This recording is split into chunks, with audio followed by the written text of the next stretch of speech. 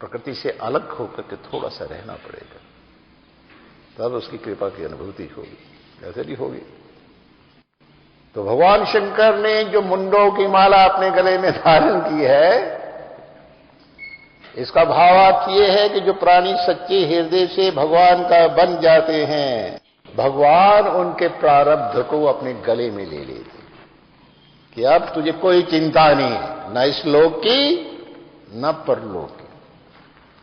क्यों? सुमरत सुखद सुलभ सब काहू, लोक लाहू परलोक निवाहू। ये लोग तो यहां ही धोखा दे जाएगा, पर लोक में इसने तुम्हारा क्या साथ देना है।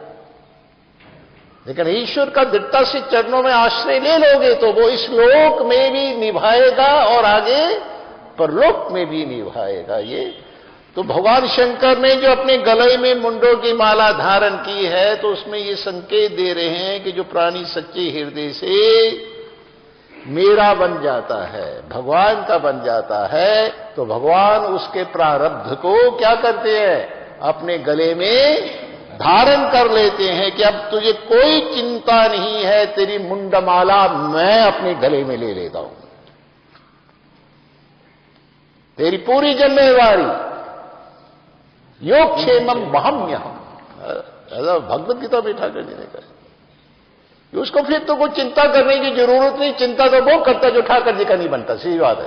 उसको तो वो तो निश्चिंत हो जाएगा, उसको चिंता करने की तो आवश्यकता ही नहीं है। वो तो तुम्हें कहेंगे बैठे बैठे खाओ, तुम्हारे काम मैं कर देता हूं।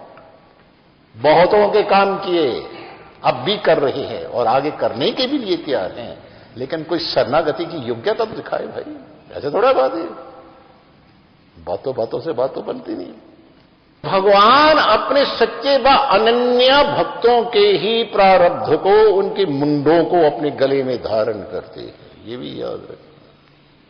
क्योंकि वहां एक शर्त रखी है, ये पूजा में बोलते हो सुबह, अनन्य चिंतयन्तो माम ये जना पर्योपास्ते तेषाम नित्याभियुक्ता नाम योगक्षेम वहाम्यहम्।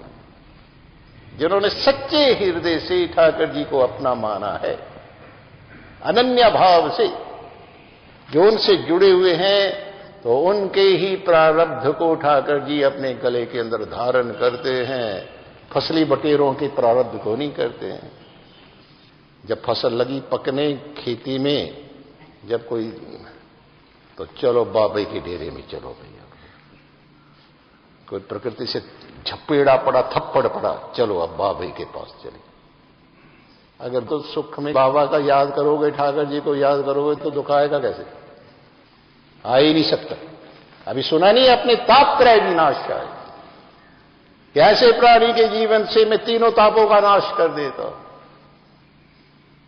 और दुख में जाओगे तो वो कहते हैं लो जी सुख में जहां रहे वहीं जाओ, तुम आनंद करो।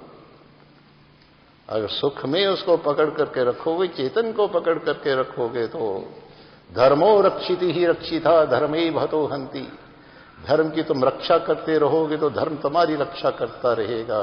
और धर्म की आड़ में तुम संसार के प्रपंच में रमे रहे तो धर्म ही भतो हंति, धर्म तुम्हारा नाश कर देगा, सत्यानाश कर देगा, मिट्टी प्लीत कर देगा, वो छोड़ेगा नहीं तुम्हें। इसलिए ठाकुर जी के चरणों में मन रखकर धर्मानुकूल ही जगत का व्यवहार करो। फिर उतना ही व्यवहार करो जितना आवश्यक है, आवश्यकता से अधिक नहीं करना। और जो अधिक से अधिक समय मिलता है वो फिर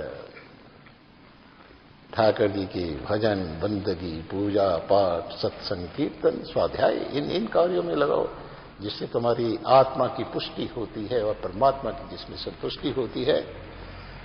तो झूठे संसार और परिवार पर भरोसा करने वाले फतूरी खोपड़ियों को अपनी खोपड़ी गले में कौन धारण करे? संसार के ऊपर जिन्होंने परमात्मा को ही अपना सर्वस्व माना है, उनको अपना मानकर उनकी आज्ञा में रहते हुए जो जगत में व्यवहार करते हैं, तो ठाकुर जी उनके प्रारब्ध को अपने गले में धारण कर लेते हैं। और झूठे संसार परिवार पर भरोसा रखने वाली फतूरी खोपड़ियों को भगवान कभी भी अपने गले के अंदर धारण नहीं करते हैं। वो तो पार्वती की ही